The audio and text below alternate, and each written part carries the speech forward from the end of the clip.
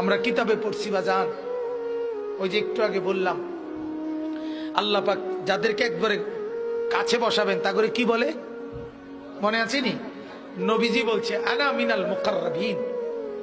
নবীজি বলছে ও উম্মত, আল্লাহর ঘনিষ্ঠ জনদের মধ্যে সর্বপ্রথম সবচেয়ে ঘনিষ্ঠ হব আমি মুহাম্মদ। হাসরের ময়দানে মাওলা আমার জন্য আল্লাহ তার সিংহাসনের পাশে আবার আমার জন্য আসন নির্ধারণ করবেন বসে বসে। তো আল্লাহর নবীকে আল্লাহ তাআলা বলবেন বন্ধু এই আসনে বসেন। কিতাবে আছে বাজান, নবীজি সাল্লাল্লাহু আলাইহি ওয়াসাল্লাম, একটু মনোযোগ দিয়ে শুনেন এই কথাটা। আল্লাহর নবী নিজে আয়েশা, নবীর জন্য যে আসন সিংহাসন হাসরের মাঠে, নবীজি আয়েশা এটার সামনে এরকম হাত রাখবেন, হাত, কিন্তু বসবেন না।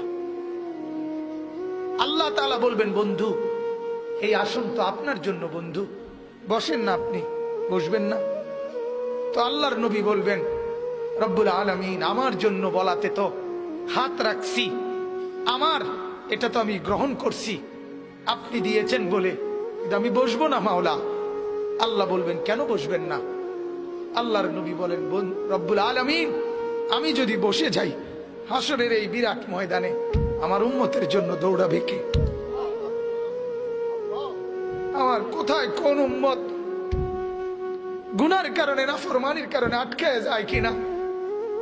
আমি যদি না ছুটি, আমি যদি না দৌড়াই, আমি বসে গেলে আমার উম্মতের জন্য দৌড়বে কে?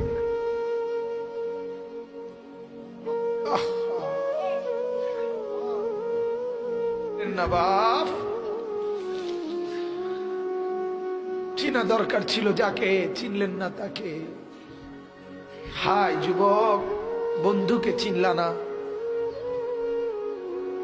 দুশ্মনকেই বন্ধু বানাইলা, দুশ্মনকেই বন্ধু বানাইলা।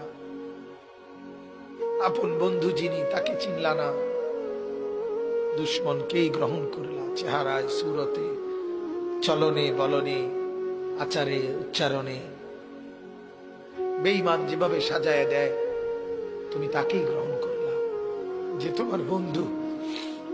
কি কথা এটা নবী কেমনে বললেন?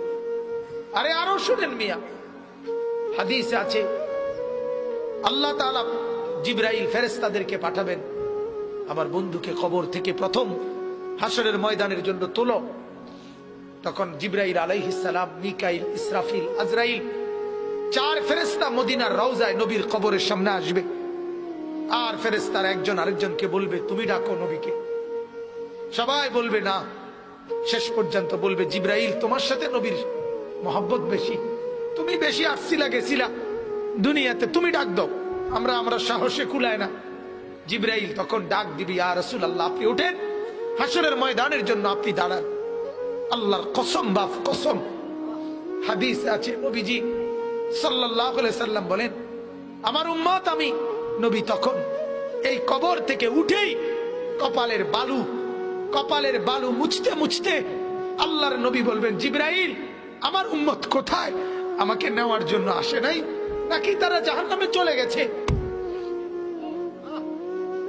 জিবরাইল তখন চোখের পানি ফেলে বলবেন না ইয়া রাসূলুল্লাহ, এখনো কেউ কবর থেকে উঠে নাই, কাউকে আল্লাহ এখনো উঠায় নাই, আপনি উঠলে এরপরে সবাই উঠবে।